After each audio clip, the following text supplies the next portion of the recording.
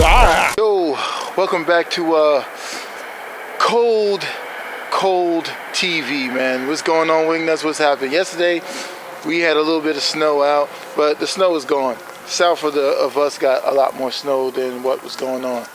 So anyway, we're getting back to this here, man. I made a serious blunder. Not a serious blunder because I didn't even have the whole car set up. But now, if you look at this caliper situation here, you look at it, you think it's legit. But my man Kenny, he pointed it out to me. And mind you, I was in and out. I'm trying to do other things, and I wasn't really paying any attention. I got the kids. I'm doing all this stuff while I'm doing this video. I'm trying to multitask. Not a good multitasker. And lo and behold, he pointed out something. Boogity screw shouldn't be at the bottom. Either or, which way I flipped it, because I had it right, then I had it wrong, and I had it right. I did it two different ways, but in the end result of the video, I put it on that way. He was correct, man. So, gotta give him props, man. He had a good eye. And that's why I said with you guys, it's good to have you guys around. You know what I mean? Not just watching the video, but really paying attention and saying, hey, yo, you fucked up. And now the bleeder screws up top. The rim fits on their suite. You know, this is a 14-inch rim, so you can have stock rims running disc brakes. Now, there is a better way. My man Ozzy pointed it out. Hey, yo, you could have used the comment up from a 75 or 73, he was saying, or whatever. I think that you still need the spindles, and I don't think we can find the spindles, because those spindles would be like golden for a lot of people that have Mavericks. So I think that this was just a more cheaper way. I could have did this for $100 and something, but it's very cold out. I would have went to the junkyard and got everything I needed as far as calipers and everything, but it's just too cold. But now what we're going to do is we're going to head to the rear of the car, and we're going to start playing around with these rims and start talking about axles and what can be done and what is the cheapest route to accommodate or to complete or to even use on what's on the back of the car. All right, we're skipping scenes. We got the rear jacked up. Now we have a situation where we definitely know we need spacers, because if you're using leaf springs on your classic car or whatever kind of car you got, you're going to have clearance issues with the size rim that you're going to use. Now, for everybody out there, I know what you're about to say. Well, don't you get an 8.8 rear, and why don't you get a 4-link suspension and put coilers on the rear? Again, I do not have the money, and many of us may not have the money. But to do it right, that is what you're going to do, and ultimately, that's the plan. But if you're just trying to make your car look halfway decent and, you know, with some nice rims, well, this is what you're going to have to do. The 17x9 rims, you definitely still need a spacer. We're going to size those up and put them on and see what they look like and see how much spacing that we need. Now, these spacers are right here are about 1 inch, it seems to be. We got those on, and more than likely we're going to have to put 2 on. Now, we're just putting 2 on just to size up the car and see what we're working with. Let's just put on the rim and see what it looks like. 17x9 first. I don't mind it at all. Now, this is 17x9 with a 1-inch spacer on the back of your Maverick. So we'll check out the rear of it. You see everything is legit. No rubbing, no binding, as you see right there. They're close. So let's switch out this tire and put in a tire that has air. All right, so this is the one with air in the tire. I don't know why, I should just pick the one with the air in the tire. It's still legit, no rubbing. In the top shot, you know, it's decent. I mean, you guys can kind of see what you're working with when you're putting that rim on a Maverick. I mean, you guys who have Mavericks, y'all put them on already, and you know, and you like the look and everything like that. And don't get me wrong, it's not a bad look. You know, there's a price for fame, there's a price for shame. So now we got to double up on the next rim. This is 17x10. All right, so this is what we're working with the 17x10. Now, we put the back spacing of, we put the 2 spacers on the back, as you've seen, and then this is what we come up with. It seems like it works pretty well.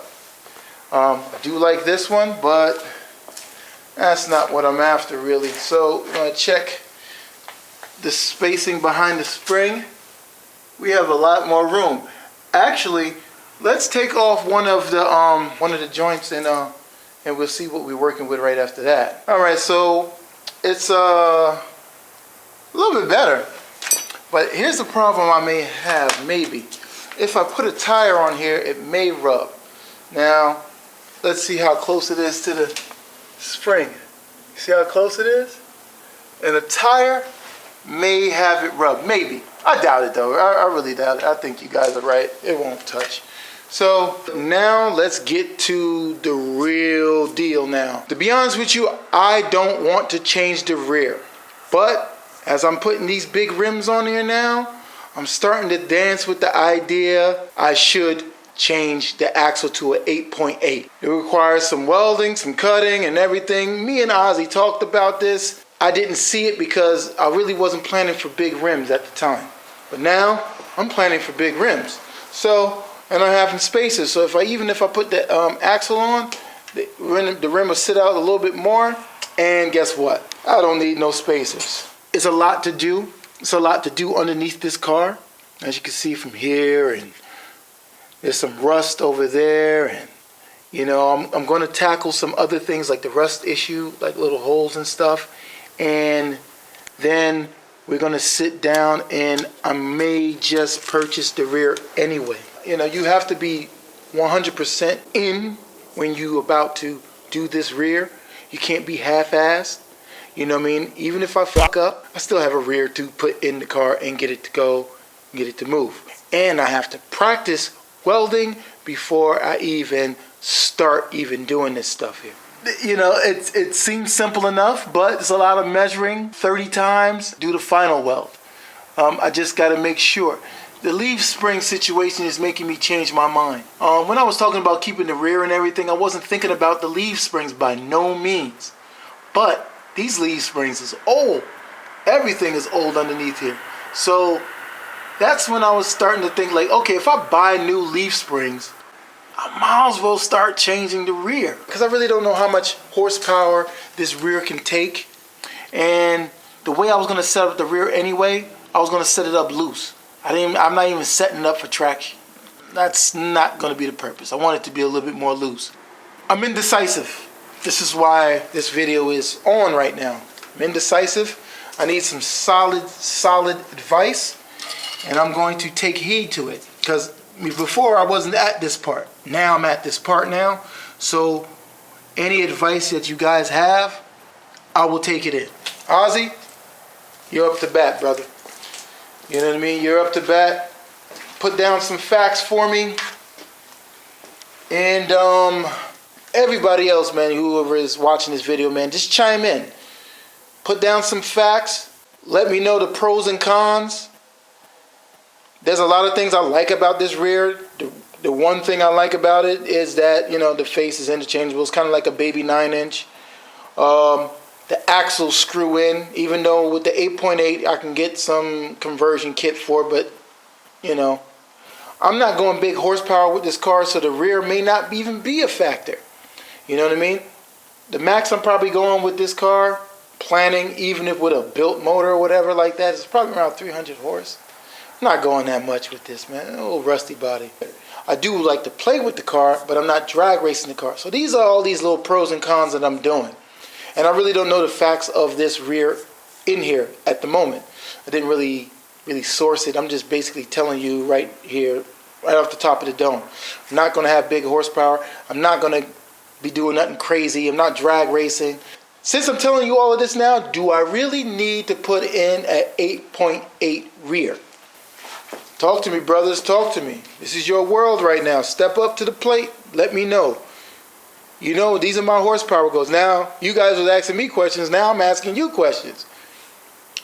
I know what I think I need to do in my head, but I just need some more info and to give me a nice, solid go-to plan. Because right now I don't have one. So, man, thank you guys for watching this episode of BSC4 channel, which really isn't an episode. We were just doing some rim selection and trying to figure out some axles. And you guys, please leave the comments below. Let's talk about it. Give me the pros and cons in your words. I gave you mine as far as you know, how much horsepower now I'm looking for. Probably 300 horsepower max on this car.